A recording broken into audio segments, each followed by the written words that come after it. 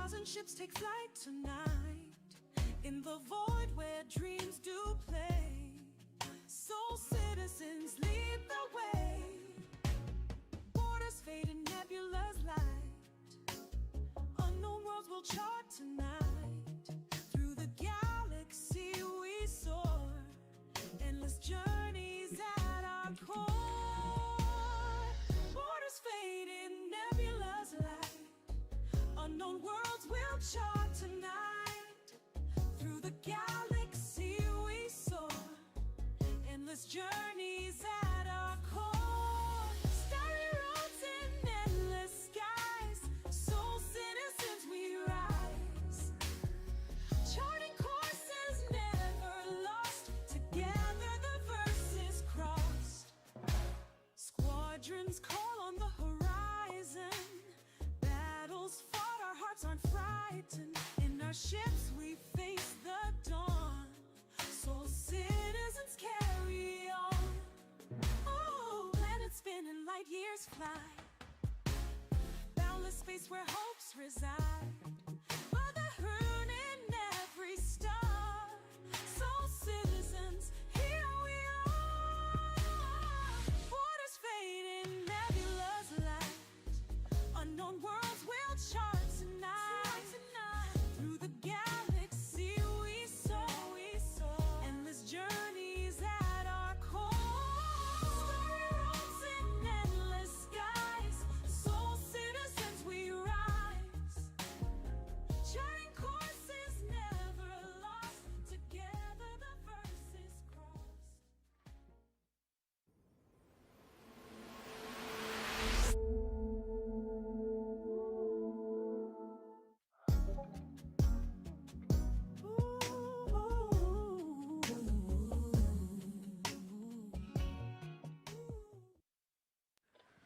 Raptor base, this is Delta 03. We have positive ID on hostage. Delta 03, understood. We got these fuckers now. Delta 03, secure hostage and proceed to exfil. Received Raptor base, Delta 03, over. Hostage. God damn it. What the actual fuck? Didn't we just see these guys? What kind of weapon does that to a person?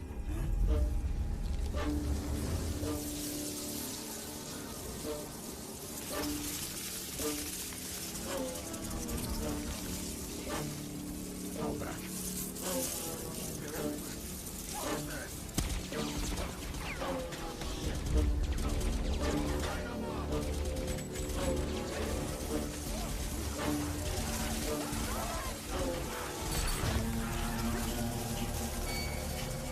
We're still in.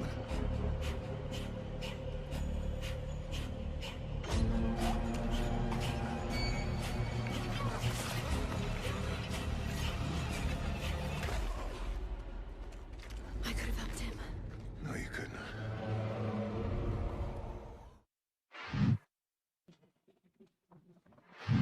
Hey, greetings everybody, and welcome back to the Soul Citizens. I'm Griffin Gaming RPG, and today is Sunday, the 26th of October. We're almost at the end of October, and we're getting toward the end of a season that in Star Citizens universe we call the period, like the Day of the Vara, even though the day has already passed, but it's still that period of time leading up to what many of us know as Halloween. And so today, our topic is going to be scary monsters. We're going to be talking about scary monsters, not just creatures. We've done shows on creatures before in the game and ideas, but this is going to take a little bit of a holiday twist to it. And I've been joined today by two of my colleagues, the one and the only Captain Jones and SeriousFun. Brothers, how the heck are you? Every day is an absolute blessing. Good, good. Doing this show, getting ready for this show, I scared myself. So now we're going to find out about it. Captain Jones, you doing good? You're doing great, just Yeah. happy to be here with my soul friends, and like SeriousFun, I probably have to sleep with the lights on tonight. Yeah, I know. There's some pretty interesting stuff that you both came up with. I was truly impressed. I think we without knowing that we challenged each other. We all challenged each other and came up with some really interesting things that we're going to be sharing with our audience tonight. So for those of you who are here, thank you. Sorry we're a few minutes late, but we're here with you now. And as again, the title of this week's show is Scary Monsters. But before we do that, we are going to do our traditional Star Citizen this week and just talk about a few things. There are only a few things that happened this week. So if you guys will just kind of hang in there with us, we're going to cover that. And I'm going to get these two gentlemen's feedback on a couple of those things. CC Creator, 45 months, pushing up on 4 years. Thank you so much for that sub from Prime. We appreciate that. Thank you. Thank you. Gentlemen, this week on Wednesdays, I know this doesn't seem like a big thing to talk about, but I want to get pluck both of you guys' brains because both of you all have a little bit of a technical background. There was server maintenance done. And for those of you who weren't around back in the day, the only time we ever had server maintenance was when they like did a complete new overhaul or something, or a new update, or I guess I don't know when they were doing server maintenance, but we didn't have like these announcements of server maintenance, and we've been having them now. I don't want to say frequently, but of course we've had them over this year with certain patterns, and we are getting them more frequently than we've ever had them before. And I know for some people, there's always been this kind of feeling of, well, why doesn't CIG just reset servers and do server maintenance more frequently, especially when there are issues in relation to how the servers are responding to gameplay from the community? Captain Jones, Sirius, whichever one of you guys, if you don't have nothing to say about it, that's fine. But if you do, what are your thoughts about this stuff with server maintenance? Is this something that's being done that fixes things? Is it background maintenance work? Do you think that if they had done this in previous years before, maybe we wouldn't have felt some of the stressors that we've had? Or do you think that maybe this is the time to be doing this type of server maintenance? And will it continue in the future for that matter? Will we still have server maintenance in the future? Ross DeSand, good to see you, my friend. Thank you so much for that sub. We appreciate it. Whichever one of you guys want to jump in on that, feel free. But somebody's got to correct me if I'm wrong. And I expect that our community will be happy to do that. But I feel like the last time Benoit had a long form conversation with Jared, he talked a little bit about this. Mm-hmm. and about this very question, right? When the community says, what is the plan with server maintenance? Because a lot of people who play games are used to a developer picking a day and a time, like Thursday at 4 a.m. UTC or whatever, mm-hmm. and going offline every week, mm-hmm. to do server maintenance and server cleanup. It is not unheard of. You'll be in the game and you'll get an announcement in the game. Yeah. In some of these games, 30 minutes until we shut down for 3 mm-hmm. hours or whatever. It's just, it's every Thursday that they do that. And Benoit seemed to reject that idea. Mm-hmm. Right? He seemed to say that that's not really why they do it or what they're doing it for right now at this time. Is more like they have very specific things that they want to address, right? My hope is that they do get to that cadence. Mm-hmm. My hope is that they create and uncover and discover, particularly as they get to dynamic server meshing, the things that they need to do maintenance-wise every week, and we get some period of time once a week where stuff is cleaned up, tightened up on a regular schedule. So, okay. Jones, Yeah, so I do appreciate they're doing server maintenance, and to the point spoken already, I don't think they need to be on a normal cadence yet. So I think as we're getting to the path for 1.0, they're doing analysis and trying to determine what that cadence might be. Mm-hmm. But we do have to remember this is a test. So letting the servers, for better or worse, just fall apart and go bad really mm-hmm. does give them the information that they need to collect to be able to determine, what that cadence is going to be, what can these servers handle, what that's going to look like in the future. So I think they're doing it as a as-need basis, mm-hmm. and I totally on the same boat as far as, it'll get to a regular cadence once we get closer to a release product. Yeah. That makes sense. Mm-hmm. Okay. All right, cool. Well, that was server maintenance, and it doesn't seem like it's really impacting people too much when they do it. I mean, I think that people know that they make that announcement, and I haven't heard anybody like moaning about it. So hopefully it's I heard some positive. Moaning this week because they extended it. But, oh, really? Okay. Yeah. Other than that, I didn't hear too much moaning. Nothing else really. Okay. All right. Cool. All right. The other big thing this week was Roadmap Roundup on Wednesday. Again, depending on how you look at things, some people will say, wow, there's a lot being done here. And there's some people who will look at this and say, there's not really that much there. But there was a listing of quite a few things. And I won't go into the 4.3.2 because we already are there and people have been doing that. But what I will talk about is that they introduced 4.40, which is what we saw that came out of CitizenCon Direct. And so many of these items that are listed here are the things that they have confirmed for now, are tentative for the next patch, which is expected to be sometime in November. Thracazogs, thank you for the gifted sub to The Prisoner. The Prisoner has received that gifted sub. Thank you. We appreciate that. So some of the things that are listed here, as you guys see, Citizen Kilroy, 48 months. Oh my God, thank you so much. We appreciate you being here 48 months and contributing for 47. Thank you. Thank you for being here as well.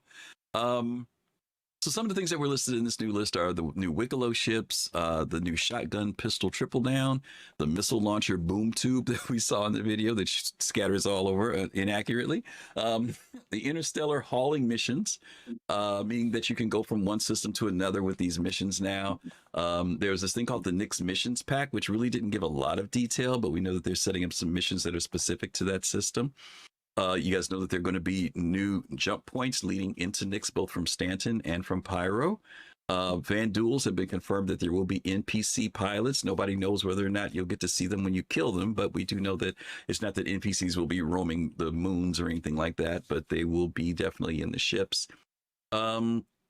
Sworn enemies. This is a new group of enemies that are being introduced, particularly to the Nyx system. The Glacian Ring, which of course many of you who are interested in industry, that's one of the areas that you guys are going to be looking forward to dipping into, as well as it hosts Delamar and Levski, the newly redesigned and expanded and built out asteroid, planetoid, whatever it's supposed to be, base for the citizens of what's it called? They call it citizens of.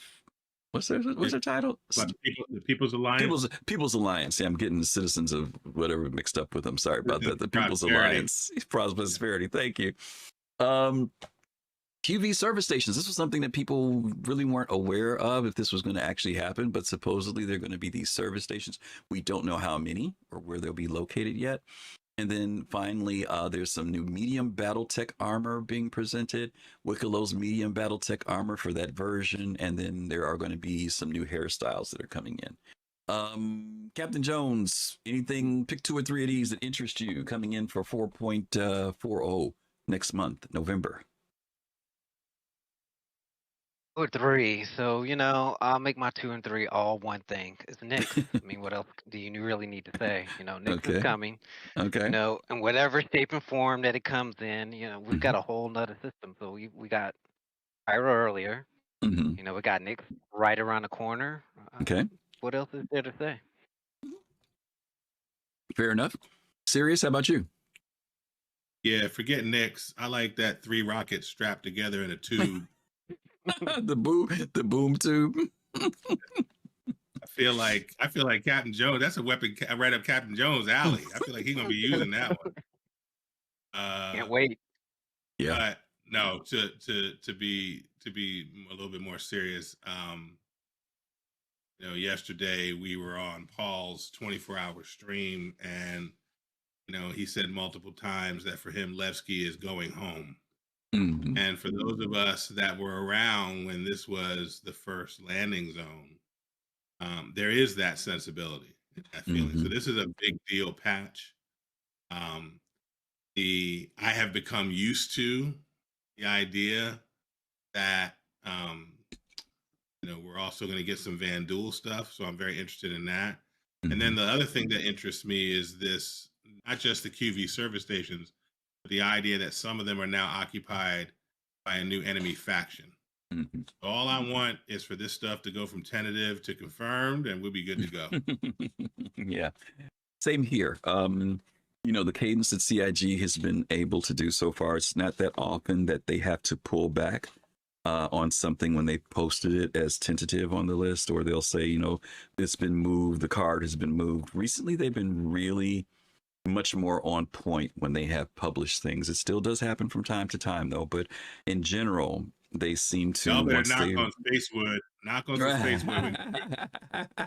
yeah, but usually when they write it down, it seems like they're a little bit more not only confident, but that they are delivering. And so I know that's something that some people get, and it's understandable. They get frustrated. We look forward to something, and then we see the card get pulled.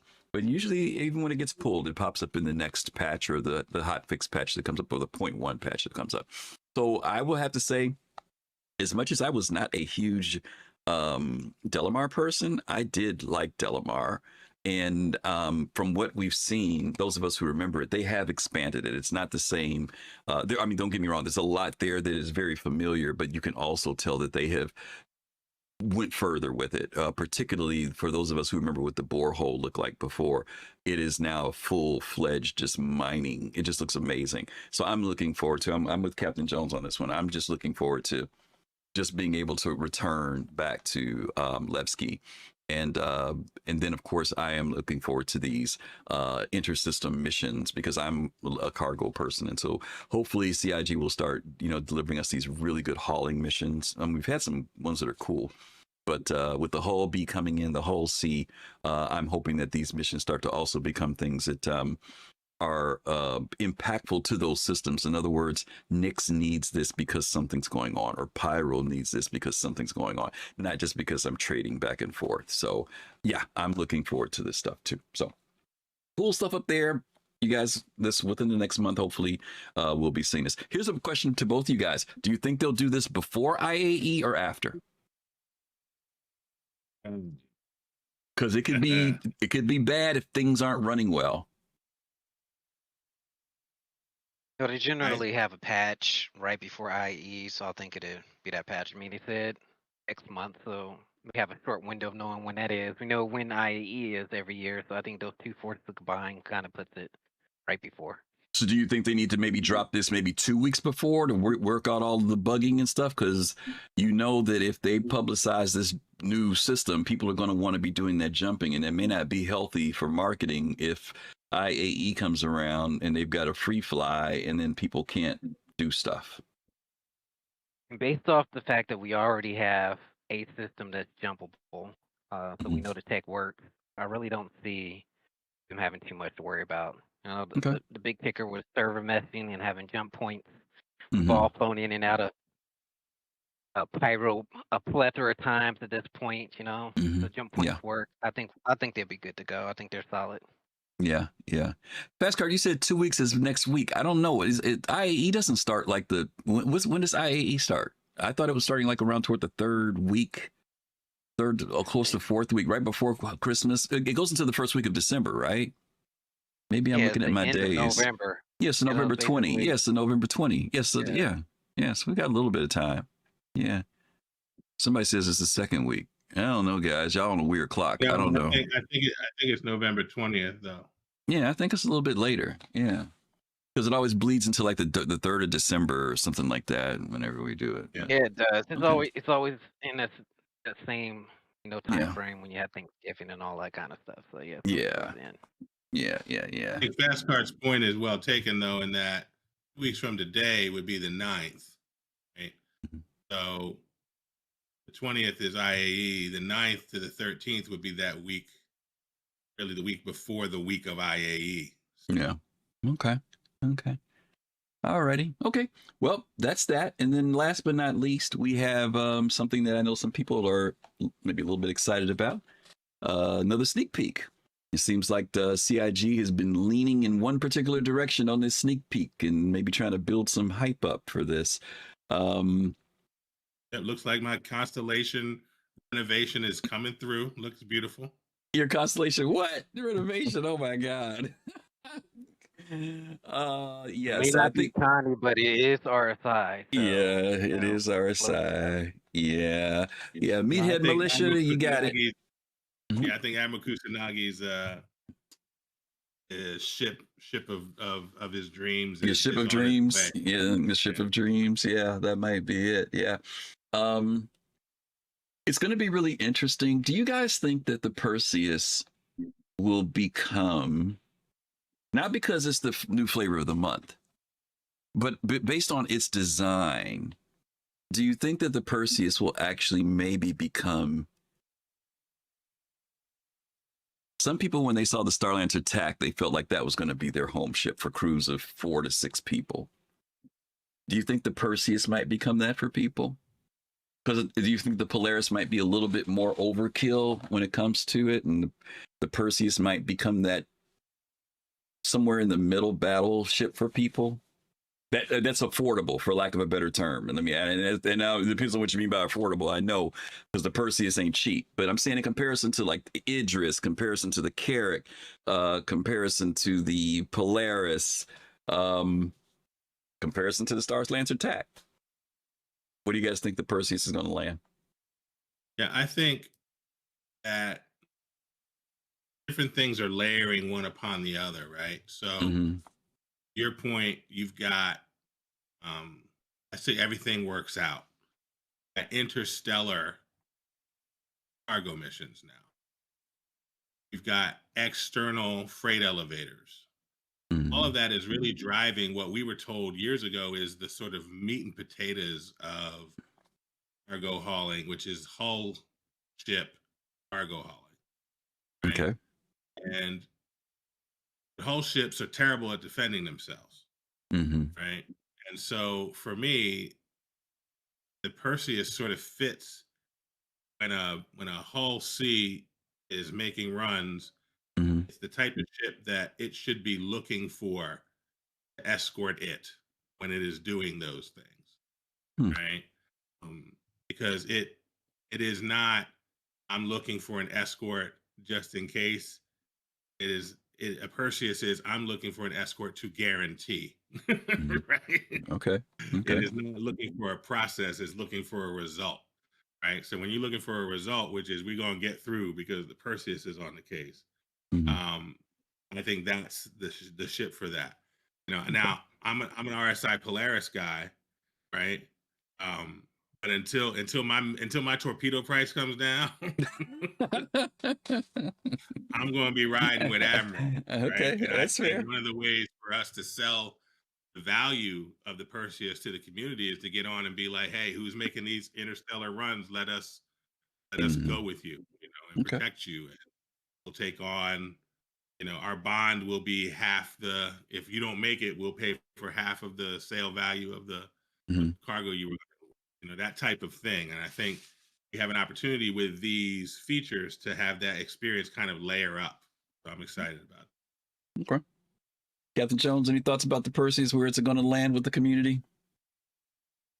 Yeah, I mean, I'm right in line with SeriousFun was saying. I mean, if you look at the economy of crew, you can get the same amount of people that you would need to maybe fully man a Polaris and get 2 Perseus crewed out there. So, the one thing that we often hearing is, crew this, crew that, where's the NPC crew, or I can't find crew. Perseus can be, fully crewed or nearly fully crewed for a lot less people. So I think that alone is going to make it compelling to a lot of players, at least initially. Okay. All right, cool. All right. Now, last question. Are they going to release it after IAE, or like they did some of the other times where it's actually out, like when they dropped the patch for IAE before? By the way, somebody in chat, sorry for interrupting real quick. How much was the Perseus? Okay, 675. Thank you, Darkness Muted. That's what I was looking for. It's 675 in concept. That's how much it's running for. And my other question is, how much do you think it's going to cost on release? So go ahead, guys. I'm sorry. 725 to 750 on release. And cash. Yeah. Cash. Okay. And 800 with store credit. And holy smoke. What was your first question? I had an answer to that too. About the release date, before or after IE or during the Perseus will be available. I think if Nyx drops before IAE, they'll want to have a Nyx drop and see how that goes, and then they'll want to have the versus filled with Persei drop. Yeah. I don't know if they want to do those the same thing. So I think one will be before. If one is before, one will be during or after. Yeah. It's nice to walk into IAE and see a brand new ship the way we saw the Polaris, right? So I guess that they'll probably do that. Okay. The pimp named Slickback asked the question real quick. We'll try to answer this one quick. I wonder how the Perseus will fare when we have the ability, once we have the ability to destroy turrets. Any thoughts? And I would say that argument could probably be for any of the turreted ships. So, yeah, we'll have to see where that goes. Pimp. Yeah, and it won't be just that. It won't be like the current state of the game plus destroyed turrets. Right. There'll be a whole bunch of things that have evolved with that, right? So it'll not only be destroying turrets, but it'll be fire, it'll be life support, it'll be engineering, and so it'll be interesting to see how all of those systems interact. Yeah. Okay. All right. Well, that's that. That's the Perseus. Thank you guys for being here once again. We're going to go ahead and get into our topic for this week, which we opened up our show with a little video there that was from Love, Death, and Robots, a sequence that Captain Jones tossed at me this weekend, and I looked at it, and pretty creepy stuff. I think spiders are creepy. Anything that's like a arachnid, what is it called? Arachnid? Those are just always creepy to me, no matter what. But those arachnids were pretty crazy. So what we're going to do real quick is kind of cover this topic about scary monsters. And we're going to do a little bit of history before we get into that. And, let me ask you guys a question.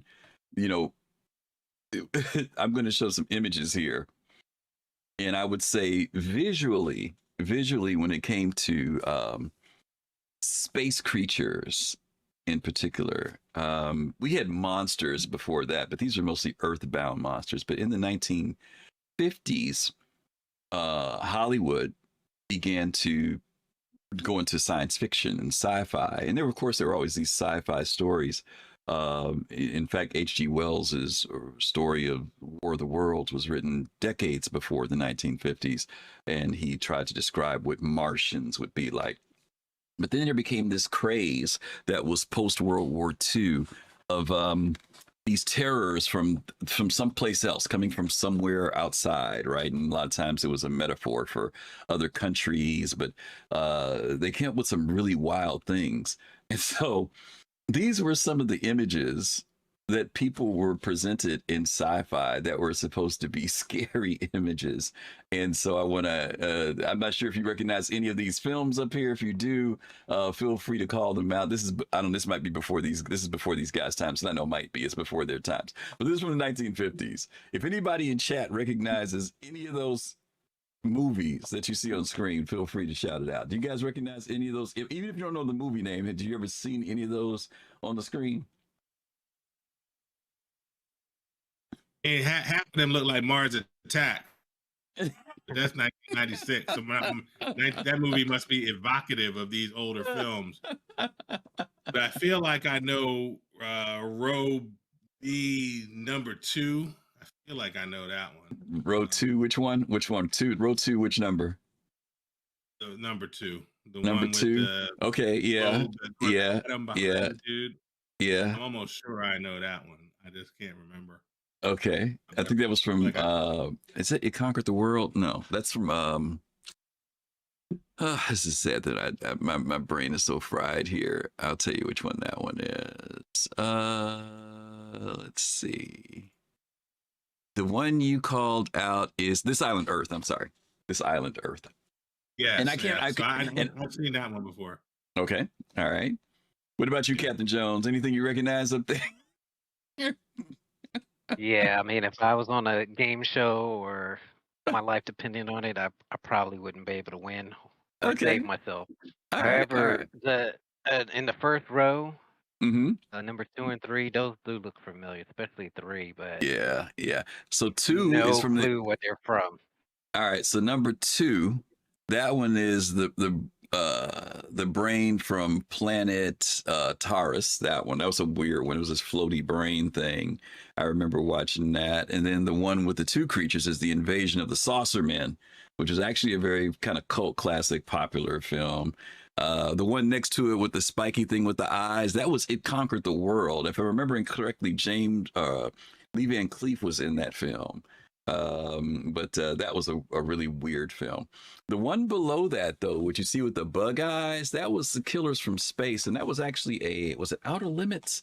I can't remember if it was the Outer Limits or Twilight Zone. But the bug eyes, that was really kind of a weird one. The bottom third one, that one is Monster That Challenged the World. And then the very, very last one. What was that one called? What that one was called? I've forgotten what that one was. I know it. That might be It Conquered the World. Maybe that was It Conquered the World. No, that wasn't It Conquered the World. I forget what that last one is. But anyway, my point is that these were the images that, folks use for scary space monsters. If you guys had to say, what do you note about all of these as far as people creating them, what would be the things that you noticed about all of these in particular? I mean, they're all like humanoid, but with a variation, like two eyes, brain, they stand up. You know what I mean? Even the one on the right is still like a cyclops, why isn't the brain in his pinky toe, or why isn't his brain, quantum entangled on the other side of the galaxy? Who knows? They didn't know about quantum entanglement then, maybe, but Okay. So my question to you guys is, we've got these alien races, right? We've got the Xi'an, we've got the Banu, we have the Karthak, we have the Tavaran, however you want to pronounce it. Is there a reason to have horror, something that's frightening in the universe? And frightening can also be frightening from not understanding something, right? Just when you see it's because it's so different, it scares you, but it doesn't necessarily mean that it's bad. But my question to you is, the Van Duel have been created to look very ominous, to look deadly. There's some features there that are somewhat along the lines of, I don't know, reptilian and some other stuff that goes on with them, and they kind of generate something from us as human beings. Do you think that there's a need to have some things out there that are scary? Like, and when I say scary, I mean like you really got to be careful messing around with this stuff. It's not like they're scary and they're friendly. They're scary. Would you want something like that in Star Citizen? Captain Jones, I'll let you go first. Yeah, I mean, absolutely. So, I mean, if I'm looking at, our various aliens that we have displayed on the screen here, regardless if you feel it's scary or not, the common denominator is if I've got enough ammo, I feel like I'll take it out. And then if I have run out of ammo, I'm going to start swinging fist. So, to add that tension, Star Citizen has beautiful looking biomes. We've got caves that could potentially, be creepy, but there's really not enough tension to where you're really worried, what's around the corner.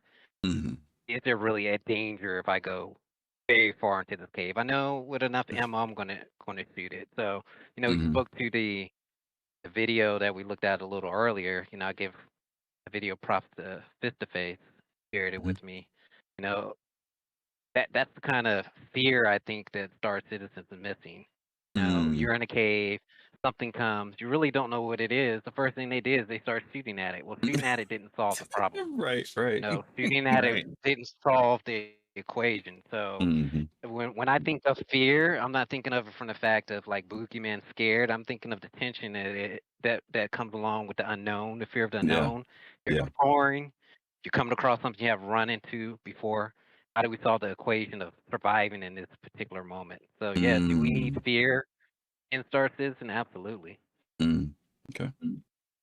Yeah, I agree. And, I am not a big fan of the Star Trek 2009 film, except that I love Carl Urban as Leonard Bones McCoy. And one of his quotes in that film is, "Space is disease and danger wrapped in darkness and silence." Right. Mm. And so there's an opportunity before we even get to the monsters, right, for CIG to make sure that we respect space, right? Mm-hmm.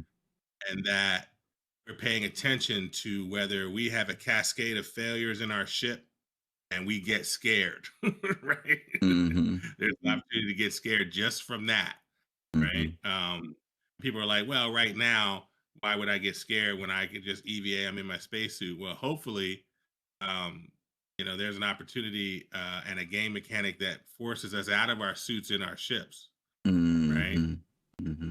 That you're not able to sit down in every suit. Maybe only the flight suit you're able to sit down in, and the flight suit doesn't secure you for space. It secures you for flight.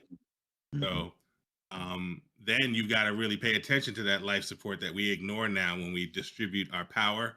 We don't even look at it, right? Because we don't have to. Right. Hopefully that'll change.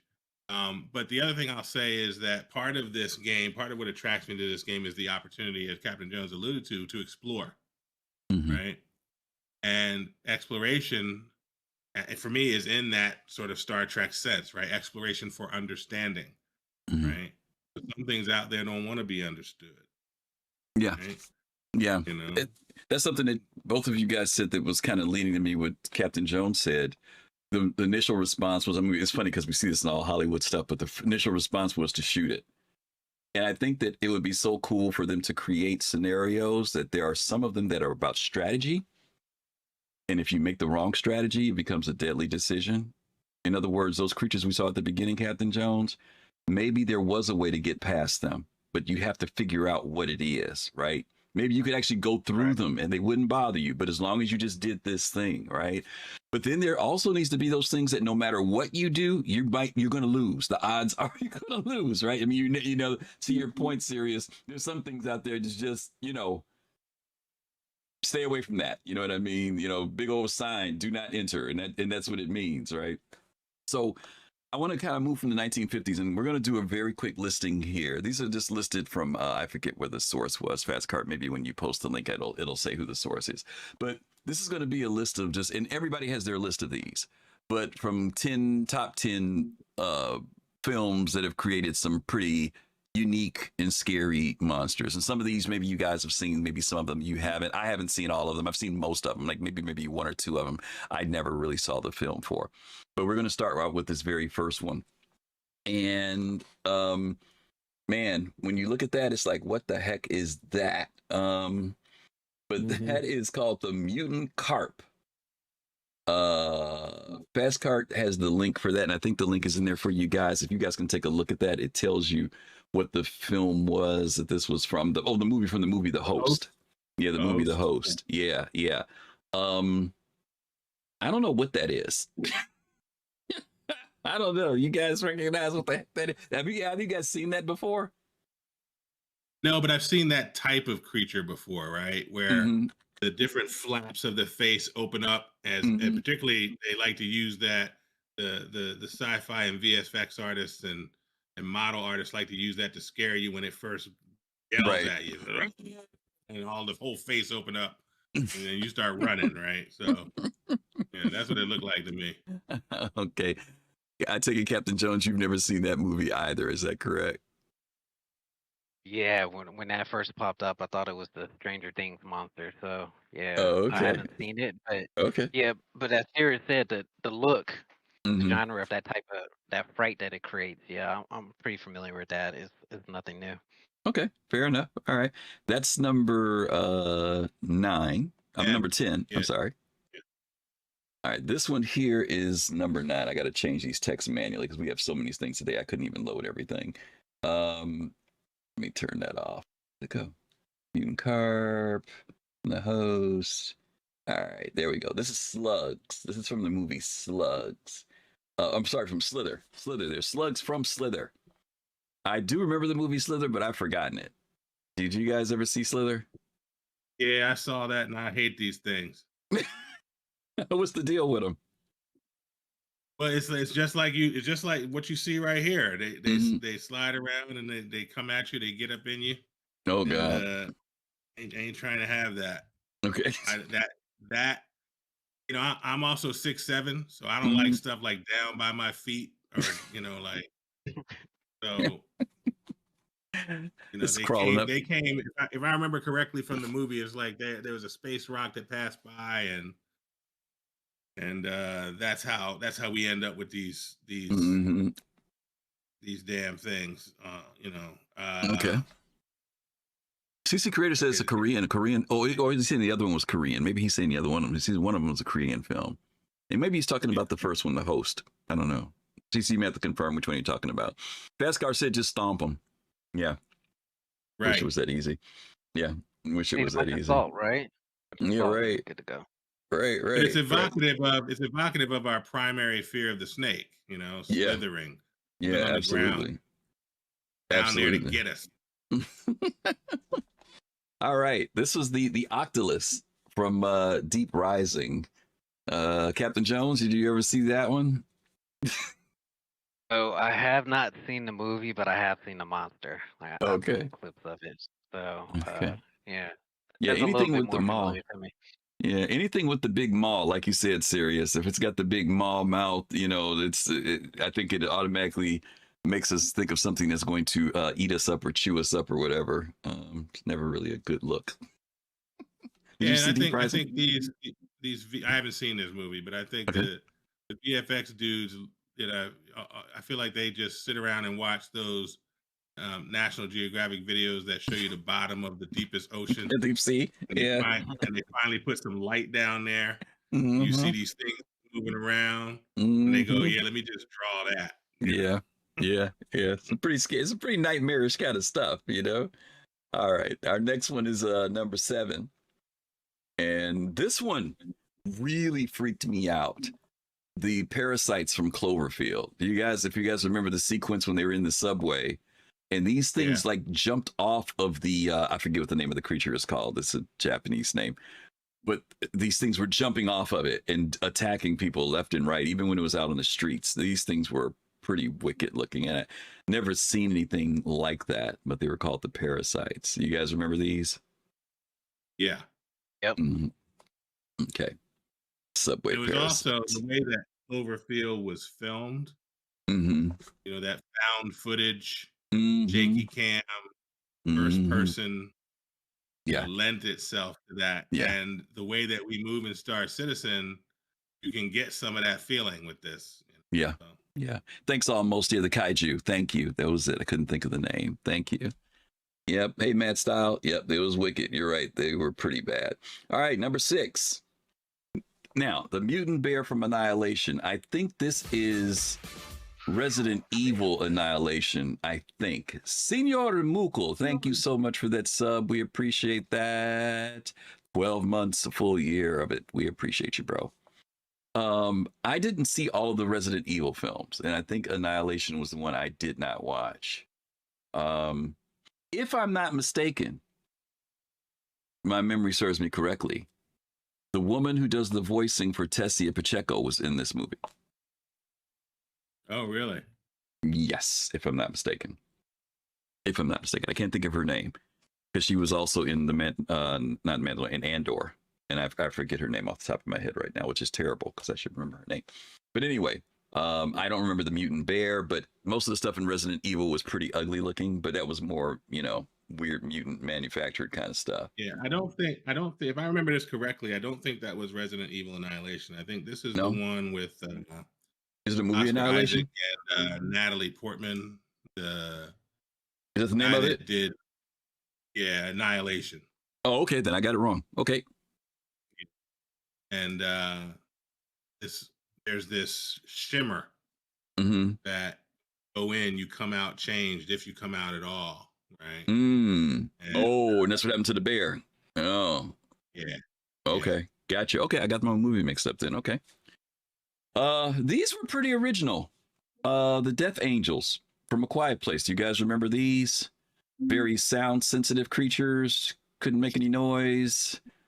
They had these weird radar things that would come up Yeah, you remember Don't this? get too Yeah. What'd you guys think of these? As aliens. Did they ever explain where they came from? Because I saw part 2. I don't think they ever described where they came from, did they? I don't remember.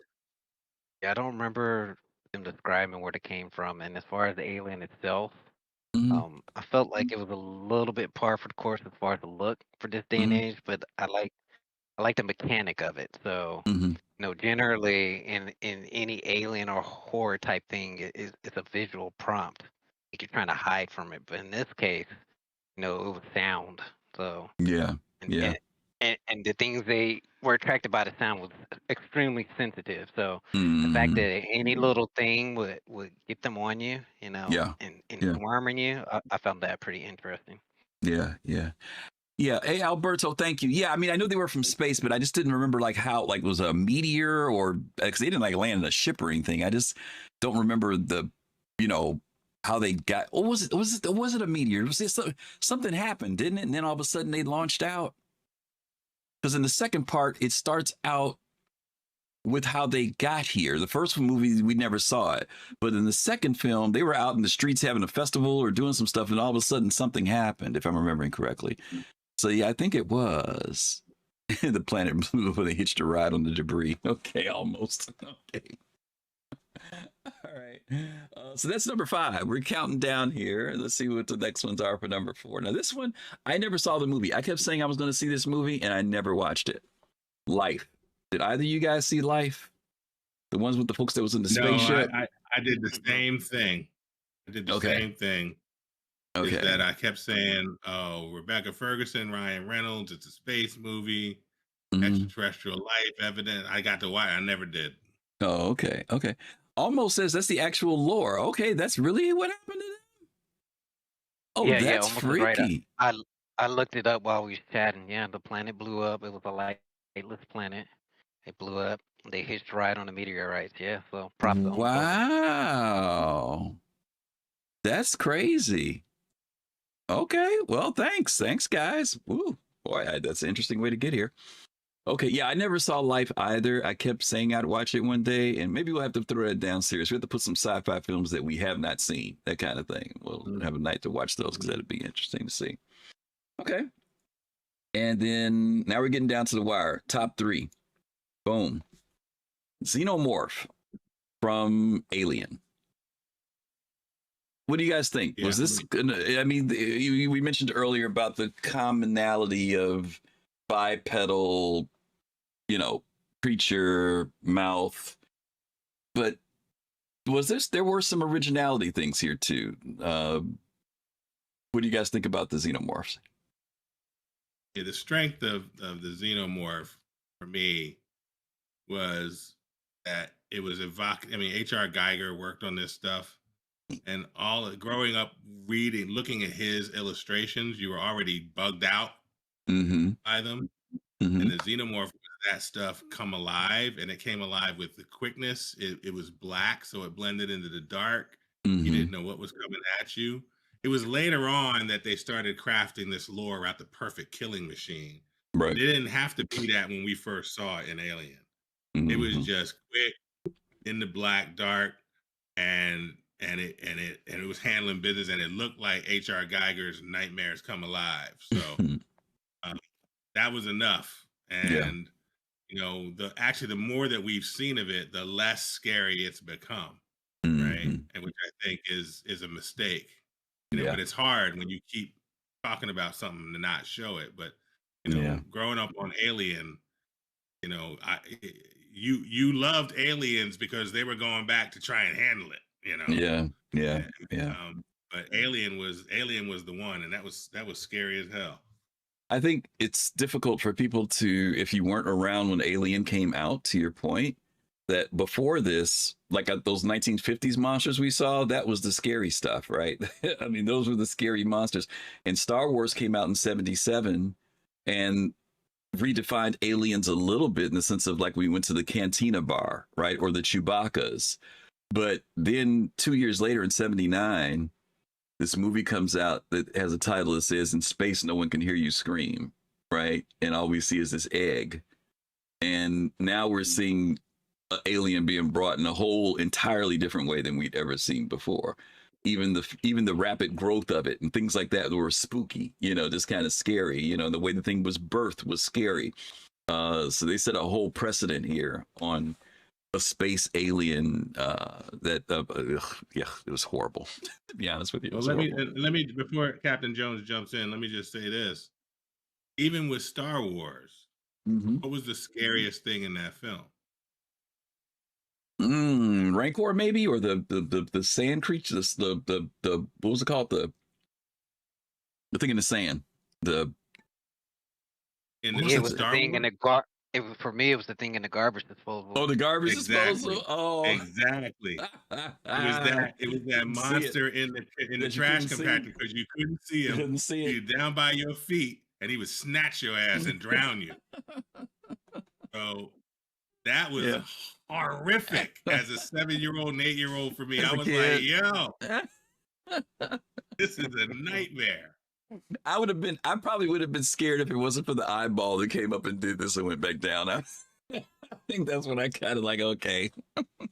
But it was a scary moment for sure. Captain Jones, what do you think about the xenomorphs? Yeah, I mean, obviously seen the xenomorph. People that haven't seen this, you're gonna have to pull their sci-fi card. But I mean, I think it was, at least at the time when it came out, I mean, that was sci horror perfection. And to the point that y'all mentioned before, it did get watered down with a bit, taking the mysteria off of it. Initially it was in the shadows. Sometimes it's coming from below, above. You're looking down is above you. You're looking up is below you. And it was just the multiple facets of horror that it provided, from the egg to the face hugger to how it was born to not knowing how many were actually there. So yeah, I mean, I think it was perfect. It did spawn a lot of copycats. I think for many years, maybe many decades, everybody was trying to duplicate that particular sci-fi monster. Yeah, for sure. And DJ Psychosis, thank you for that. The Sarlacc, thank you. I'm getting old and forgetful, trying to remember all this stuff in my head. But yep, thank you. All right, we're going to hit number 2. That was number 3. Somebody said, well, Fastcar said, if this is number 3, what was number 2? Well, we'll show you. I wonder myself. Yeah. The shape-shifting alien of The Thing. The Thing. And for those of you all who haven't seen John Carpenter's The Thing, even if you go back and watch the 1950s one, which has great suspense in it and great writing, amazing writing. But this one, when it came to the special effects, this was kind of like the tail end of before CGI was becoming a thing. And practical effects were still a thing. And there were many people who got freaked out by this movie. Captain Jones, what do you think about the Thing? Yeah, I mean, it was extremely freaky. I mean, freaked out's the right word for it. So, unlike some of the other aliens or creatures we're looking at, it wasn't really foreign to us. It was humanoid, but it was what it did with those humanoid parts and make it twisted to things that your mind would not normally conceive of what it should look like. That really pushed it over the edge. So yeah, I was wondering myself, like, what's gonna be over that xenomorph? But yeah, I think if I had to choose between two to run away from, I'd rather have the xenomorph than a Thing. Yeah. Serious? Yeah, I mean, listen, I was right at that age where, I'm a latchkey kid, Gen Xer, so when you get left home with this stuff, and then nobody's at the house, come on now. I think the thing that's really applicable to potentially applicable to Star Citizen from The Thing that was the scary part was that it looked like you.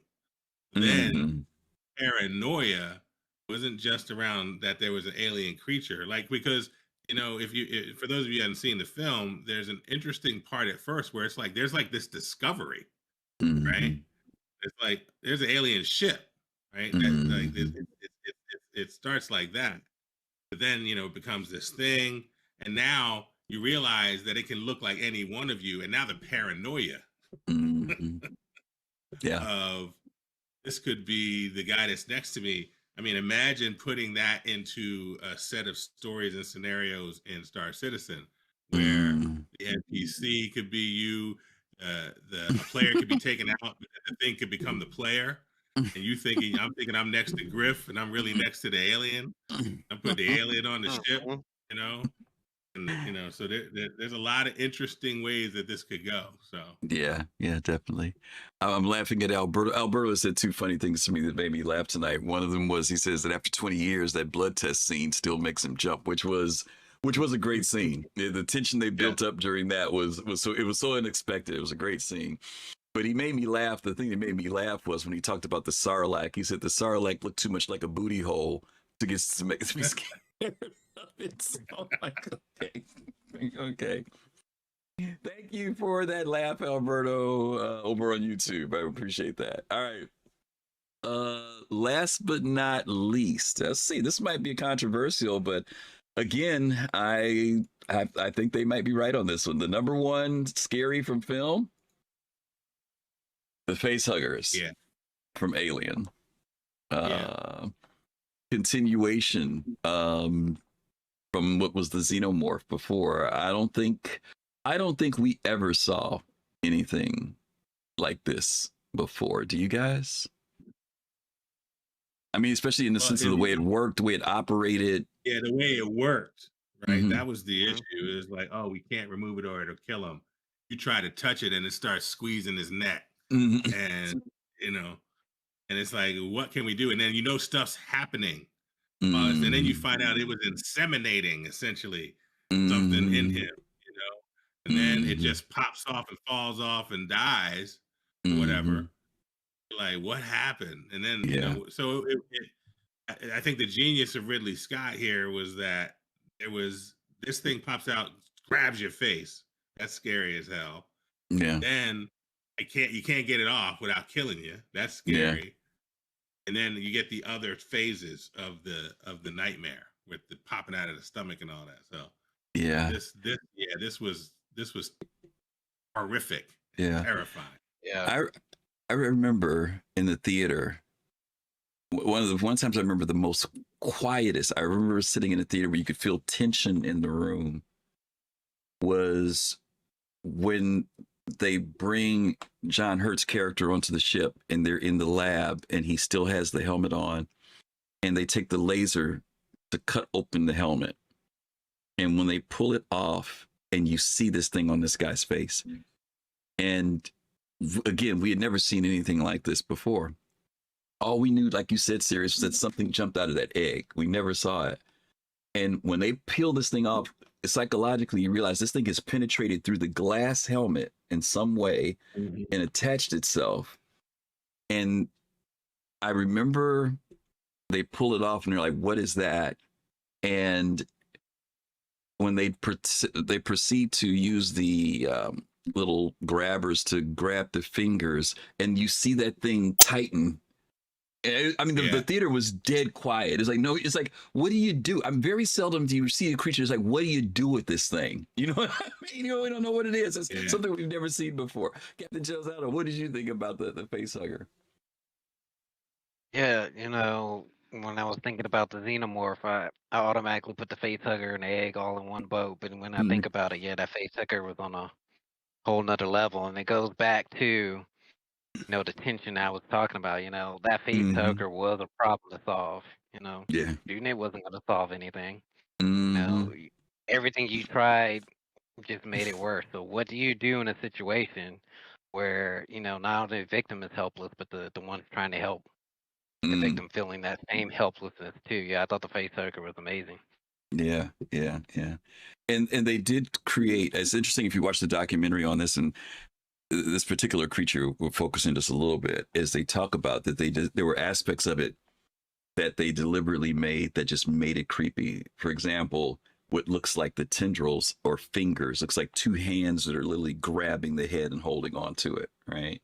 The fact that you saw the breathing of the respiration of the animal on the side that was pumping, the fact that you saw that this thing is literally strangling, holding this thing still. And then, of course, the idea of what happened when we saw them try to cut it loose and we saw the acid for blood, right? Then they take us to the X-ray machine, and we see that this thing's got something going down his throat. You know, I mean, there was so much stuff to like process about this simple creature.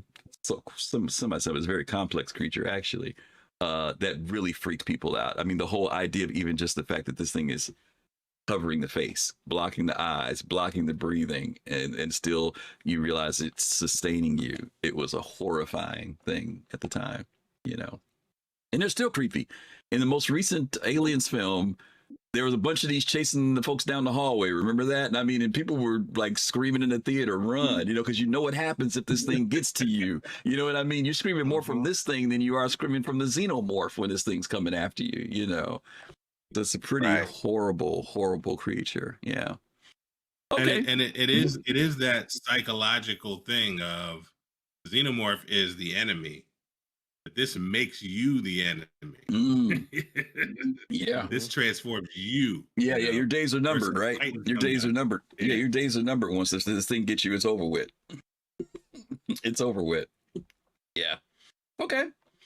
Well, we are at our halfway point here. We've been kind of just doing the history of scary monsters in film and science fiction. And so when we come back from our 1-minute commercial break, we're going to talk to you guys about Star Citizen a little bit more and give you some ideas that maybe we have of stuff that might be scary to you too, because it's scary to us. So we'll be right back. Hang in there. And thanks again for being here. Hello, everyone. Thank you for being here today. It's Sunday. It's the end of the month. We're approaching Halloween. Hopefully you're enjoying our scary topic, our creature topic here, going through the history of sci-fi and monsters. And next part of this show is going to be, you're going to see the work that Captain Jones and SeriousFun and myself have put together for things that we think are pretty creepy and maybe some type of ideas we would like to see CIG go in. So thank you guys for being here as always. Thank you for the financial support as always. You guys are keeping us afloat here at the Soul Citizens, and we appreciate you. So you guys want to say anything real quick? We got 30 seconds, 20 seconds. Whatever. Yeah, there's nothing scarier than thinking that y'all might go away. So thank y'all for being here. We appreciate the community. We're very thankful. Yes, yes. Absolutely. Mm-hmm. Next week we're going to be doing a show called Wasted Space. We're going to be talking about one of the things that people in the community talk about is why CIG design stuff the way they do. So that's going to be next week's show. So hopefully you guys will join us for that on next Sunday. We are back. Hello, everybody. We're still talking to our sponsors and our supporters, but we're back with you guys now. And so we're going to take the different turn now with the show and share with you some ideas. I gave SeriousFun and Captain Jones an assignment within the last 24 hours, which I should have given them like on Wednesday or Thursday of this week. And the suggestion was that we would create, using AI, scary things that we think would be scary in the Star Citizen universe. But there were some caveats to that. One, I asked everybody to stay away from, as much as possible, anything that was bipedal, anything that looked like it walked on 2 feet, right? Also, I challenged them to be creative and use their imagination and kind of think out of the box. And so hopefully some of the images that we show you guys today will be a little bit of that. Now, some of this stuff is going to still look somewhat familiar because, as you guys know, AI pulls from those things that it knows, right? Not what it doesn't know. But you can prompt it and push it to come up with some different things based upon your prompting and what you put in. And these guys put in the work. And we actually have a little bit of lore that goes along with each one of these. So we're going to go to Captain Jones. We're going to go to me. Then we're going to go to Sirius. We're going to show our first, our second, our third. We've each got 3 images. So you're going to see 9 images. And what I would love for you to do is vote. You know what? I wonder if I can set up I can try. I know I could set up a survey, but I want to set up something. I'll tell you what we'll do. We're going to do this because I can set a poll, but I don't know if I can. Minimum responses. Nah, I can't really do that much on here. All right, I should have set this up ahead of time. Okay, so forget it. What we're going to do is use chat. And let's just say from a 1 to a 10, if it's something that you think you would like to see in the game, then if you like it, put a 10. If you don't like it, put a 1. Okay. Maybe CIG will hear what you guys have to say, and we know that they've got some people working for them that are doing AI, and I'm sure they have people who are going to use these similar tools, if not other tools than what we used. But we did use several different tools here. We've used, I don't know what you used, Captain Jones, because I know we had a bunch of tools listed. What tools did you use for yours? I'm trying to remember. I used the Microsoft one. Copilot. Yeah. Okay, so we used Copilot, we used ChatGPT, we used Midjourney, and there was another one that I had out there. I think Google Gemini was also available. These are all pretty easy to use. Gemini was one. Yeah, Gemini was one. Yeah, and Midjourney's one you have to pay for. ChatGPT, you can get a free version, but you can also get a paid version for that. But we just kind of mixed it up a little bit. So you're going to kind of see some stuff that looks kind of concept, and you're going to see some stuff that looks kind of photorealistic, just so you guys will know. But let's go ahead and get it kicked off. Let's go ahead and get started with it. Captain Jones, I think you are up first. And if I'm not mistaken, hang on a second, I got to get your title here, and you can read whatever you want to from your list, because we all had some pretty comprehensive lists of things here. But this one is called, is it the Zalnathal? Zalnathal? I don't know how you pronounce that. Yeah, that works for me. So right off the press, that's how it's pronounced. Yep. Fair enough. Tell folks a little bit about what this thing is here. Yeah, so my creatures all had a similar theme. And that theme is, shooting at it wasn't going to really do much for you. So what I would like to see in Star Citizen is there really being a problem to solve. I'm exploring, I come across it, and if I didn't come with the right type of equipment, if I didn't do the right research or prep before, I stepped off the ship, then there's possibly consequences. We've got all these ships with immense scanning suites, and we got research modules and scientific ships. I want to see those put to use. So when you're looking at our alien here, I think SeriousFun was saying, some of the things we come across are not really meant to be even interacted with or disturbed, and this is one of them. So it looks like it is one being, but really it's a swarm of a lot of small little beings, a lot of small little parasitic beings that, if you're shooting at it, all it's going to do is spread and infest and become more.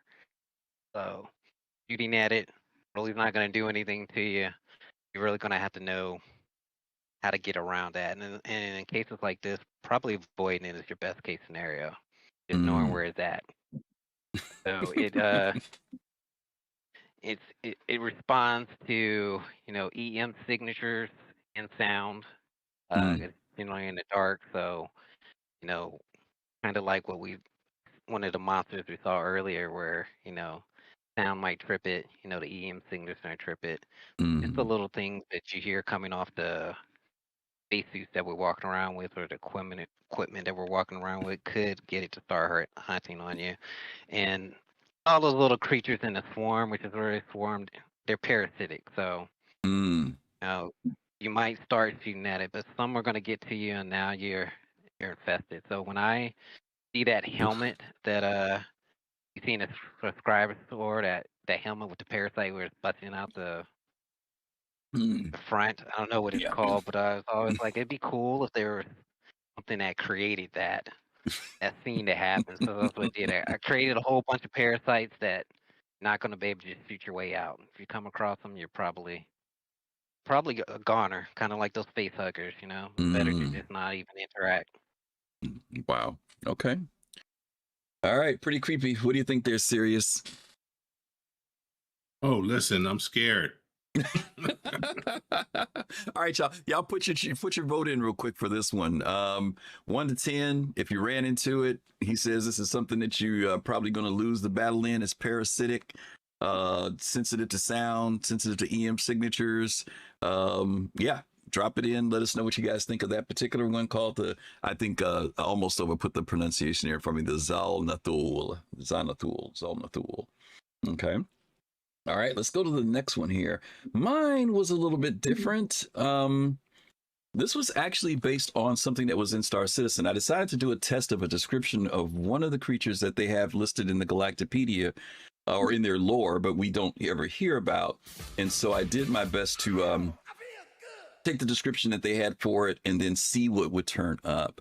3 Scorpion King 3, thank you so much for the sub. We appreciate that. And thank you for the follow as well. Thank you. Appreciate that. Who is that? Is it Kinevere? Thank you also for the Prime gift sub. I'm sorry we missed that earlier. And Fallen 2, thank you for the follow. Thank you. The Sonians, there is a description for them, which I need to put on the other screen instead of me running back and forth between 2 computers. Give me 1 second here. But that is a Star Citizen creature, even though it is not their image. What it says about them is that they are about 4.5 feet tall, multi-limbed insectoid race, actively communicates with one another using patterned flashes of color generated by head-mounted chameleon cells. Let's see. They're covered by coarse spiky fur to catch water. To counteract their planet that they're on's high gravity, it's got powerful legs that are of its species and large appendages. They connect to the body at what would be their shoulder on a human, in human height. They've got 4 arms extended from the torso, the top 2 much more developed than the lower pair. They have 6 eyes of varying sizes on almost bug-like head. Olsonians are hunter-gatherers capable of building, fighting, using tools, and forming complex societies. Yeah, I still think I would be scared if I saw that. Even though it sounds like it's an intelligent group. I don't know. I don't know how well I would. They're kind of creepy. But maybe, I don't know. Would that creep you guys out if you saw that, knowing it was an intelligent race or creatures? I think it depends on the first contact, right? Okay. Like, knowing that they're intelligent, what's their first reaction to me, right? Okay. So if their first reaction is like a shudder and a jump scare, then I'm out. Right? Okay. But okay. you know, if their first reaction is to hold a translator up to their mouth and go, "Hey, how's it going?" Then you're all right. But, okay. But I mean, they don't look like my dreams. They look closer to my nightmares. So. Yeah. Okay. Fair enough. Captain Jones, what about you? You scared of it, or you'd be all right? Yeah, I think I'm similar to Sirius. I think I will wait and see his reaction. So Okay. it looks scary. Me being me, I think I would just probably shoot it, try to punch it, and see what happens. But it doesn't have the classic. I'm definitely going to try to kill you each. You looked at the Vandal has, so I will give it a moment. Okay. It doesn't look instantly like we got to kill each other, but as soon as I get any sense of danger, it's on. It's gonna be on. Okay, yeah. All right, Sirius, this one's on you. The Necrotherms of Varine's Deep. Yeah, so you know, mine. I started off. This is probably the most you can see. Like, there are kind of eyes at the top of this, a kind of mouth. This is probably the closest I get to that. But the prompt was non-biological life forged in geothermal vents of dead worlds, molten silica alien skeletons, animated by thermal differentials, glowing veins of molten cognition. They're biomechanical but inorganic, rendered in obsidian. So the necrotherms are relics of a long extinct ecosystem, an ecosystem we can't even imagine because we're carbon-based life, right? This was some ecosystem that generated them as entities, evolving from heat itself and forever hating organic life forms like humans when they come across them. So when we end up going to a dead world and thinking it's dead, and we just go, well, let's take a look at get the energy out of it. Let's go down to this geothermal vent. Then you find these and they hate us.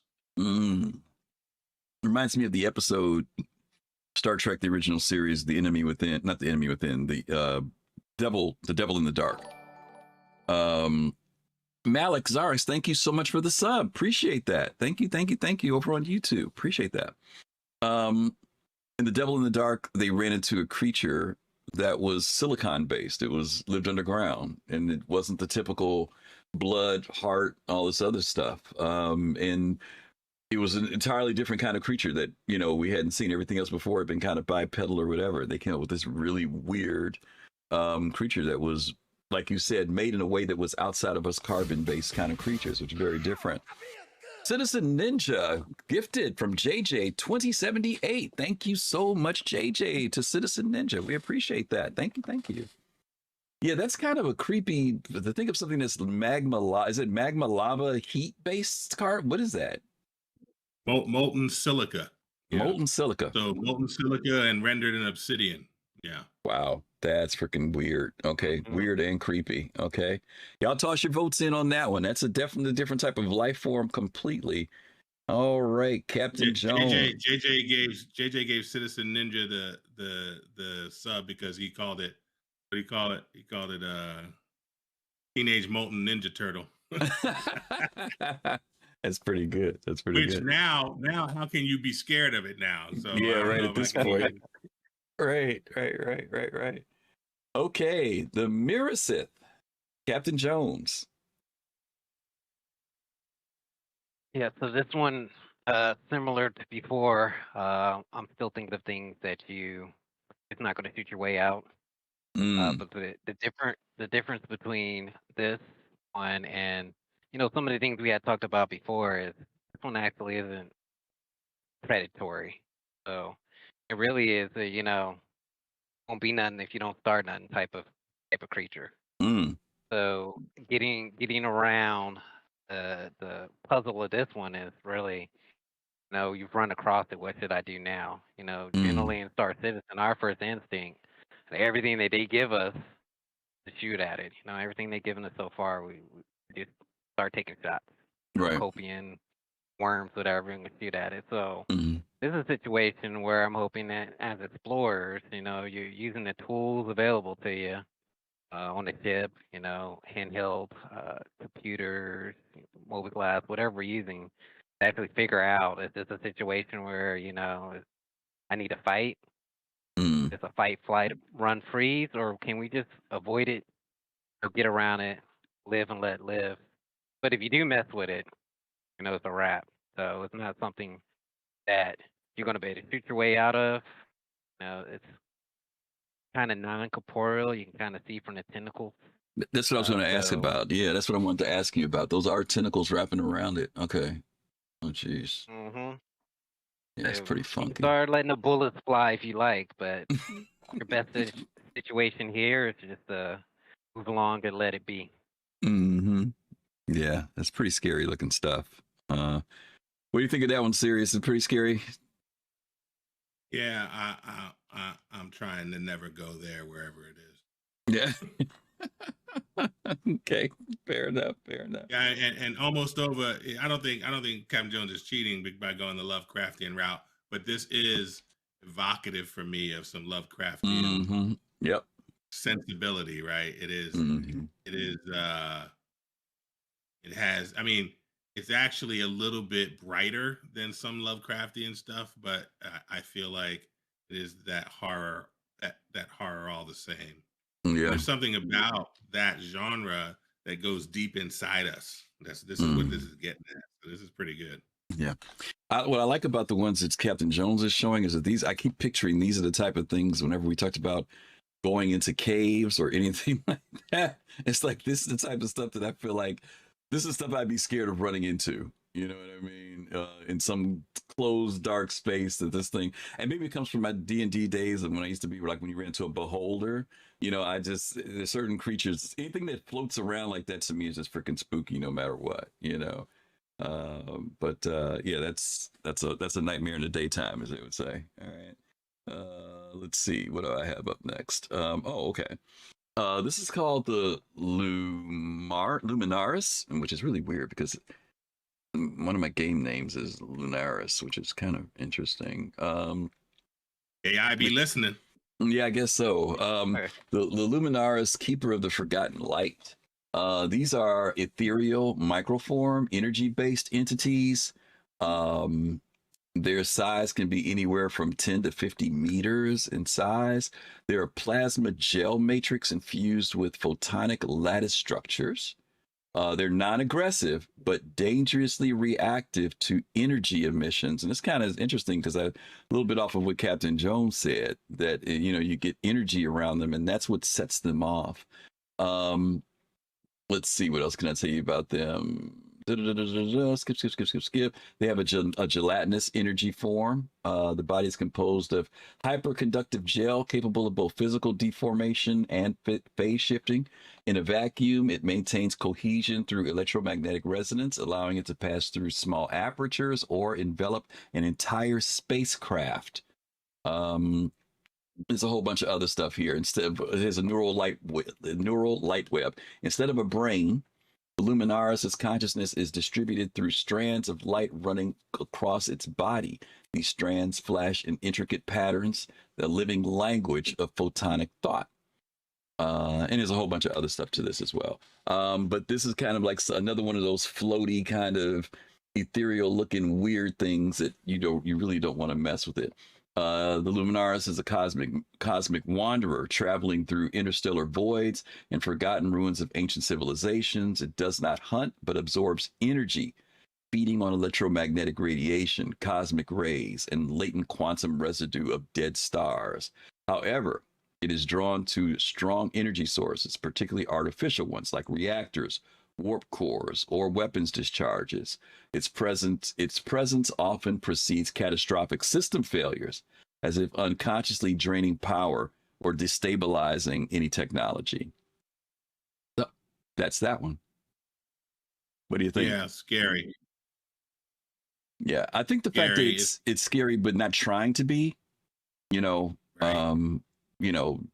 Within proximity of your ship on a planet, and your systems start going down, and it's not trying to do it, but it does it, right? And you're wondering why stuff stopped working on your ship, and you look outside and this thing is nearby, something creepy like Yeah, that. absolutely. Mhm. Be one of those.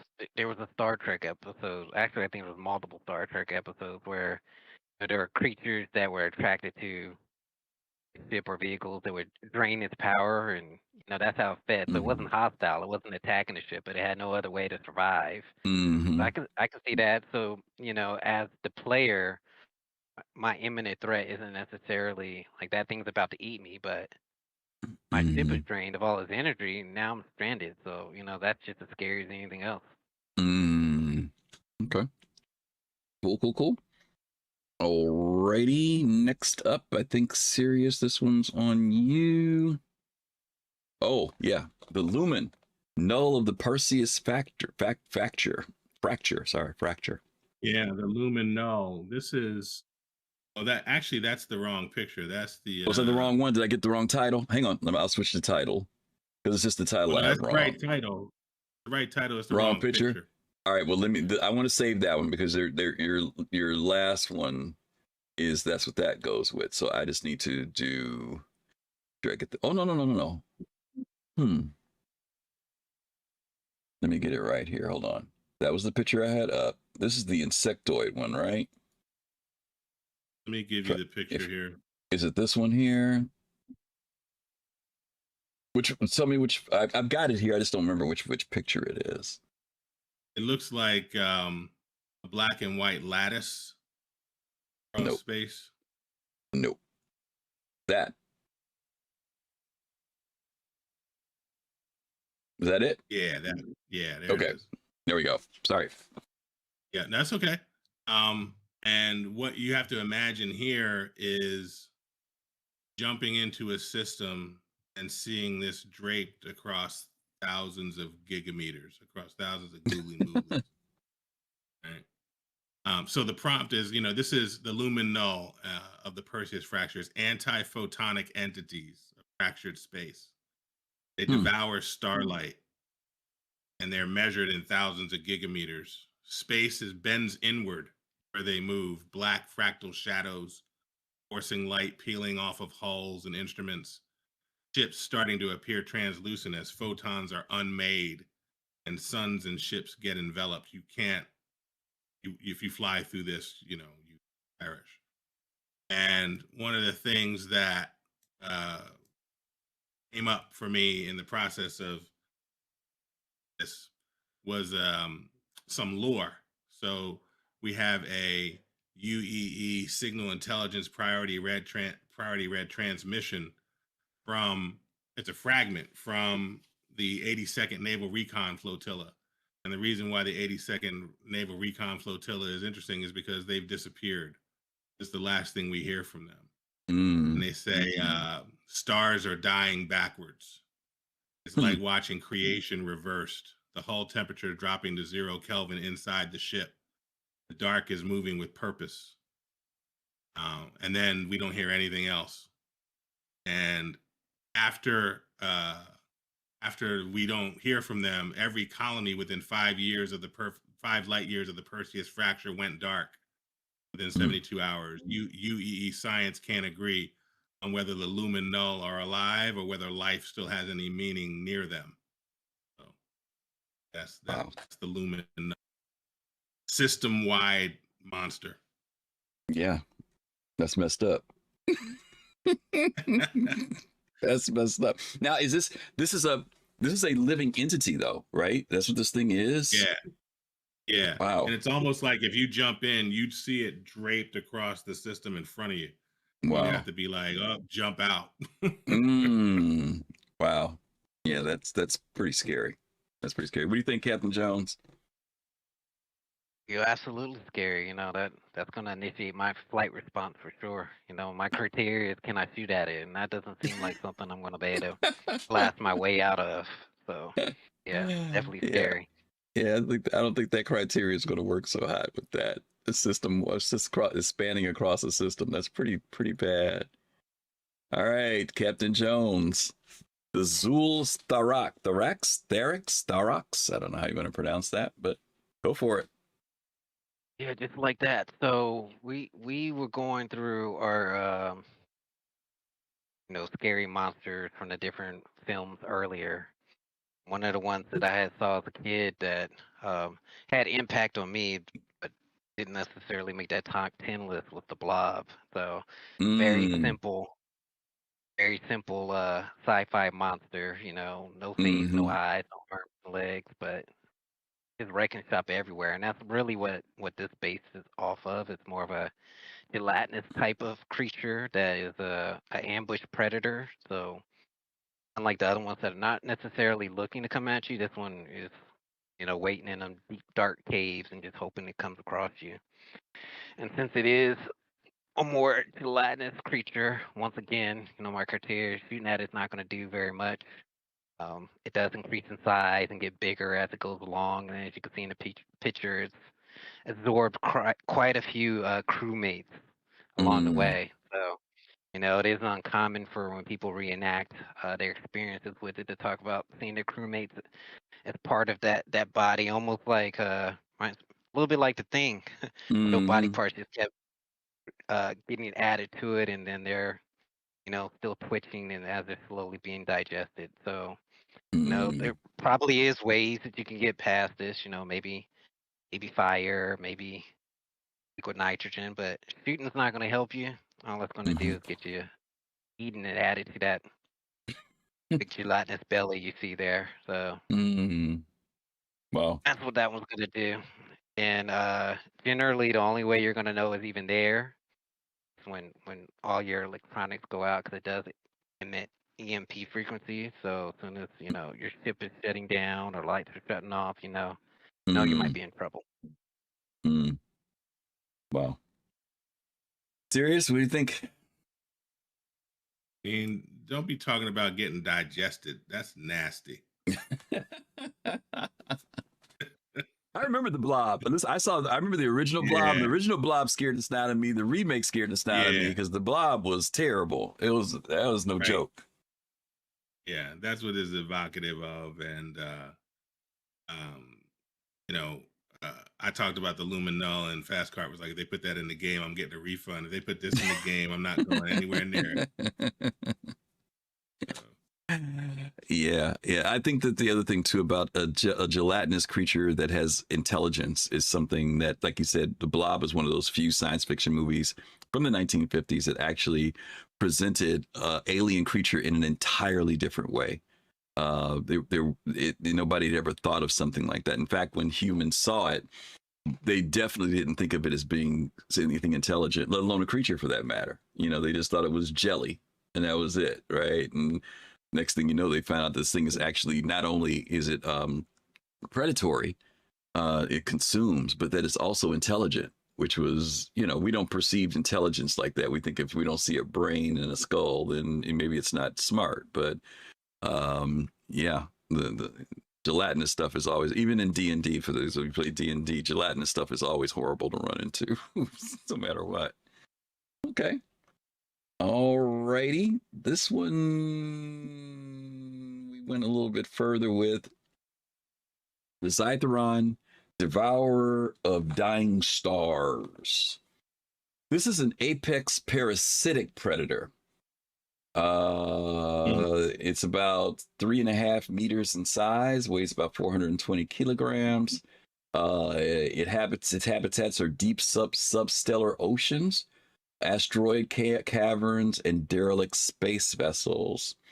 It evolved in the abyssal trenches on a certain planet. I won't even go into all that. That's a little bit too far over the top. With no sunlight to sustain photosynthetic life, evolution took a dark turn, driven by heat vents and chemistry of decay.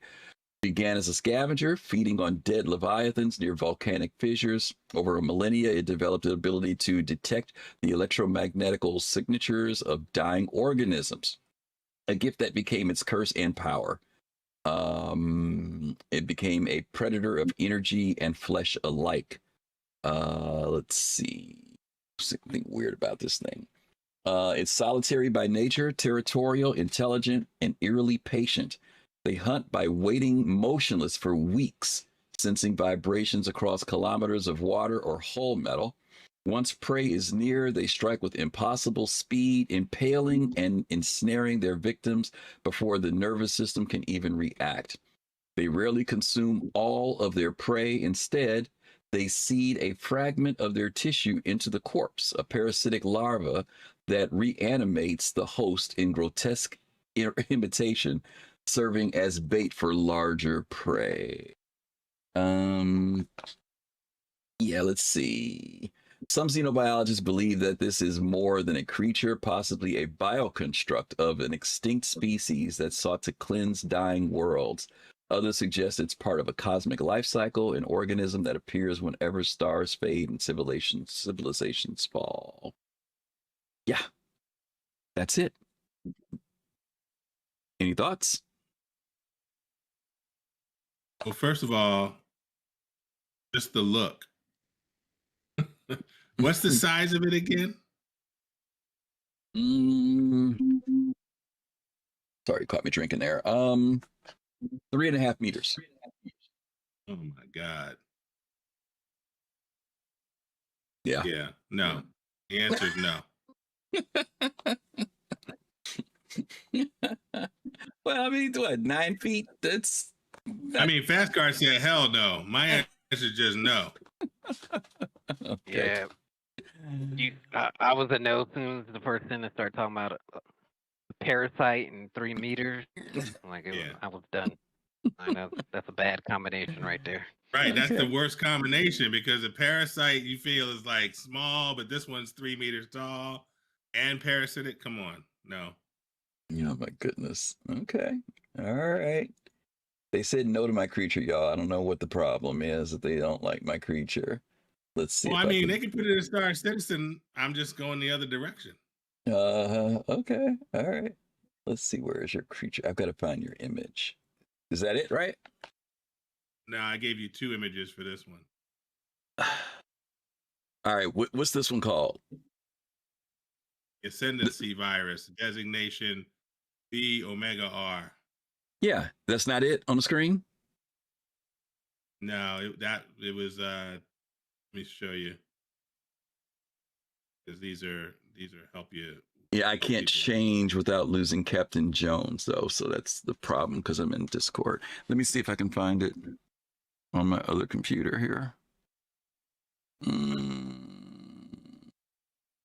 The Okay. No. I see what I did wrong. My apologies. Let's not do the ascendancy virus. Let's do the sub. I'm sorry. That's supposed to be the sub. The sub. I'm gonna type the correct name under that. Okay. Because that's the picture I have. That was my fault. Swarm. Yep. This is the subharmonic swarm of Zether. Yes. Okay. Yes. Let's go ahead and talk about that.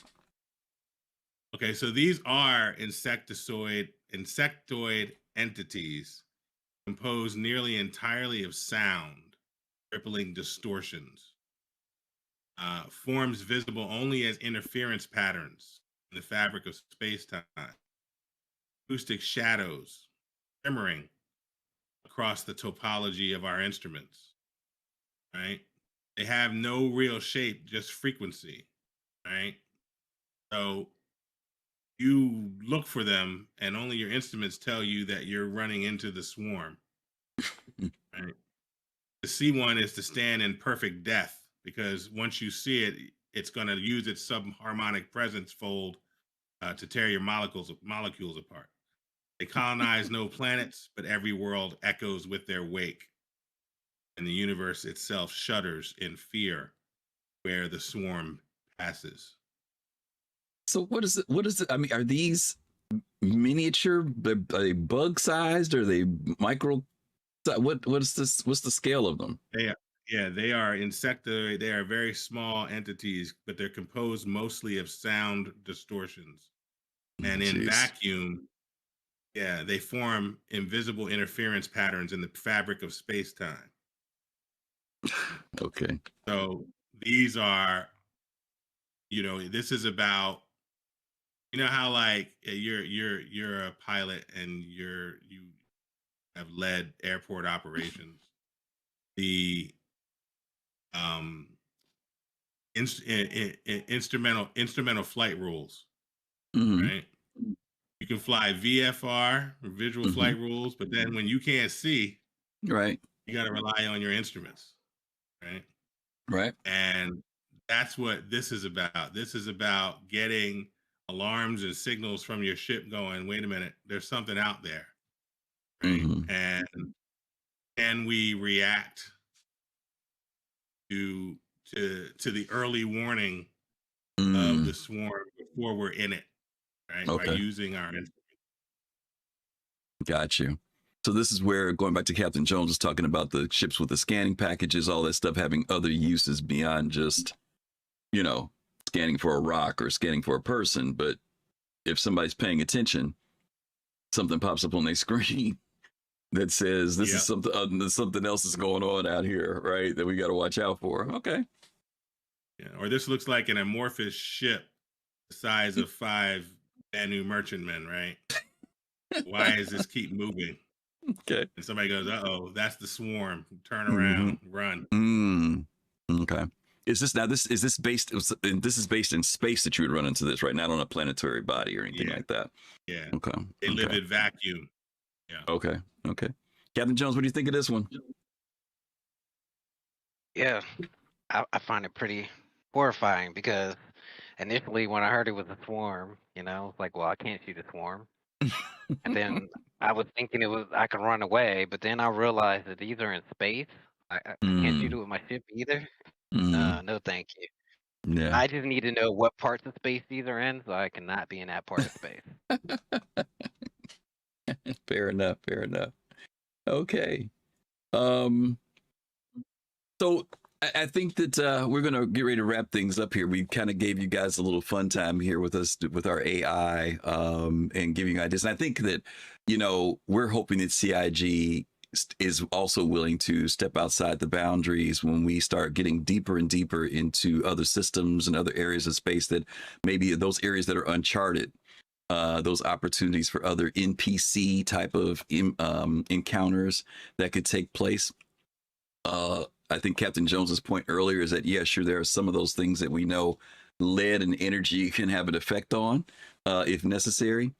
but we're also talking about what are those things that will, not just in the sense of combat, but even for those of us who want to do exploration. What happens when we encounter these things? For those of you who go out in your Odyssey, for example, what's going to be the way that you encounter these things? And, what areas can research come from them?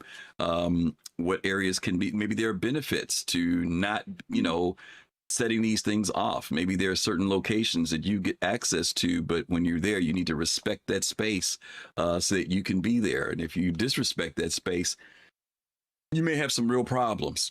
And we can see how maybe some of these things can even open up areas dealing with the careers of medicine. I think someone said this earlier.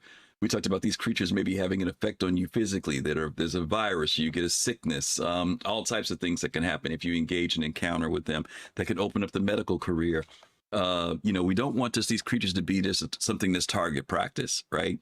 But that there will be some greater impact in the game. And hopefully, CIG will continue to expand and come up with some really creative ideas so that when these other, outside of the alien races, but when we start having these other forms of flora and fauna, we just talked about fauna, that they will also kind of step up the game, because I want these things to be things that we have to figure out, not just because we know when we get there. I want the lore to say maybe we did. I think you gave that great example, Sirius, that lore story you read about the crew that talked about the darkness that was coming. Maybe that's all we need, right? But if you know your lore and you're on your ship and stuff starts shutting down and that resonates in your head. I remember hearing that poem about the darkness coming, the story about the darkness. It gives you a clue of maybe this is such and such, maybe my scanners can't tell me, but my understanding of the lore says that we could possibly run into such and such, You guys got any thoughts on this before we close out on the stuff that we shared today? I would love for CIG to reward crew members on ships who know the lore. It's like having that,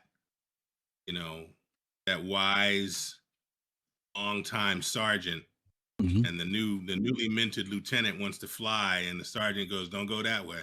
You need that Mr. Spock, right? Who you can turn to and ask that question, and he starts spitting out all the information to you. Yeah. Yeah. Yeah, absolutely. If it's not a Spock, at least a ship. So, like serious, I want people to be rewarded for knowledge. We don't really have our exploration gameplay. Definitely no science research, things like that. We've got ships with limited ability to carry things now, or at least in the future, as far as what kind of suits that you're going to be able to have on, because you're going to have them in the suit lockers. How much equipment you can have, because we don't have the magic bags. And prep should be a power too. So using those scanning abilities and knowing what you're getting yourself into and having that knowledge of the system should be part of the gameplay loop too. I feel it doesn't matter how big of a worm they're going to keep giving us. I feel like with enough bullets it goes down. I'm looking for it to be a challenge beyond just the normal combat. That's a good point. Well, we do have a question. We have a question from Pops in Space, who put this in a little while ago, been very patient waiting on us to get here. He says, to generate new lore, would you like to see a new species of unknown origin appear in the verse that the players can either set as friends or enemies through diplomatic diplomacy, or just diplomacy, or direct combat? Make it seem like a race for Stanton. Make it seem like a race for Stanton. Oh, where the winner would be the side with more kills than the side that engaged in discussion. Oh, that's interesting. You guys got any thoughts on that? I mean, it's an attempt to try and get CIG to think a little bit differently, right? So if I, if somebody chooses to shoot and we tally that, and if somebody chooses to have a diplomatic relationship and we with each one of the creatures and we tally that, and then see which one wins out, and then our relationship with the creature is one way or the other, right? I could see that not just with a creature but with a race, right? That could be how we end up engaging with the Kurthak, right? Mm-hmm. For example, right? We could have two different efforts from two different factions of humanity who connect with them, and one of them could be the one that decides, hey, uh, the amount of life forms we have in the universe is enough. Let's shoot them and take it. Or it could be that somebody goes, no, and the Kurthak are trying to figure out who are we, right? Mm-hmm. And the players decide. I like that. Okay. Okay. Any thoughts there, Cap, before we move on? Yeah, I agree. I mean, in my hopes and dreams, I'm hoping that part of the exploration gameplay is going to be Mm-hmm. first contact. Okay. And we do know, we have faction systems, reputation systems in game. I would like to be expand a little bit beyond, what everybody else is doing, but more what am I doing? Can I build a sustainable relationship with that race that I just run across to where my interactions with them might be different than your interactions with them just based off of what we've done. Maybe they're hostile to me, but trade friendly to you. So I would love that. I want there to be more than just the generic fan duel that you see him, you shoot at him. I like it to Mm-hmm. expand to a little bit more diplomacy, first contact, where there's options to do that. Yeah. Yeah. And I think it's a great question, Pops. When we start talking about the races and the aspect of actually finding diplomacy, whether you, fight or try to figure out a way to communicate. I mean, those are the things. And I think it's a little bit outside of what we're doing here tonight, because today was really about scary monsters in the sense of predatory, we don't want to mess with, or if you do mess with them, you better figure out how to mess with them. It'll be interesting to see if, again, you can't judge a book by its cover either, though, right? You may see the scary monster only to find out that it is an intelligent life form, right? And that maybe it's passive, maybe it's not even aggressive by any means. But we kind of have that a little bit with the creatures and the races that we have now. But we're also hoping that they will create some things out there that are, I know a lot of times people talk about, oh, they're going to go out and what's the thing called, what's the thing that runs around? The Boreal Stalker. Yeah. I've always said that I think the Boreal Stalker should be something that, first of all, I think the Star Citizens creatures are too easy to bump off anyway, but I think that needs to be apex predator level, and I think it needs to be very deadly. I don't think it should be just something that, you can just go in with a few rounds and take it out. I think it should be just really difficult to kill. But that's still a different type of more fauna. But this level of creature, that we're talking about is on the level of your odds are very low if you decide to engage with them. And I hope that CIG has these different levels, right? Those things that are, we can communicate with and we can negotiate with and we can maybe have good relationship with, even if it's just nothing more than as long as you don't mess with them, they won't mess with you, and you can mine on their planets. But God forbid if you start destroying something of theirs, maybe they turn on you. There's a lot of things the CIG could do. So we'll just have to see where they go with this whole thing. So, but thanks for that question. Okay, we are going to wrap it up. I want to say special thanks to everybody who was with us today. And thank you guys for those of you who voted and kind of sat in with us and went through our history of sci-fi and scary monsters. And of course, our meager attempts at creating some scary things for you guys to look at too. Thanks to Captain Jones and SeriousFun for putting in the work, because to do this stuff took some time. In fact, there was a lot more time on this show than I thought it was going to be. But thank you all for making the time for that. Let's talk about what we have coming up on next week. I did not get a chance to do graphics for this week, but our show for next week is going to be called Wasted Space. We're going to be talking about the design of Star Citizen and why maybe Star Citizen CIG. There's a lot of room for stuff. There's certain times when we get something, we say, why did they make it this way? Why did they design it this way? And there are times when CIG definitely does a design and it's like, nah, we need to do better, But then there are also some times where I think that their design is done a certain way with a purpose. And so we're going to be talking about that, whether it's a ship, a hab, a location. Next week, that's going to be our topics as we're kind of moving closer and closer to the next update, 4.4.3, 4.4, 4.4, and also toward 4.4. IAE. 4.4 in IAE. So hopefully you guys will be able to join us for that on next week. So thank you guys again for being here for that. Wasted Space next Sunday. Until then, we're going to get ready to send you guys over on a raid. We are going to raid our good friend Kimmy65, who is on right now. He's been on for a couple hours and he's mining. When you get over there with Kimmy, let him know that you came over from the Soul Citizens. Once again, Captain Jones, SeriousFun. Thank both of you gentlemen for being here with me. And hopefully we'll see you guys. No problem, bro. You guys have a great week, safe week. As always, take care of yourself, stay safe. And until next time, peace, love, and soul. Talk to you soon. Ciao.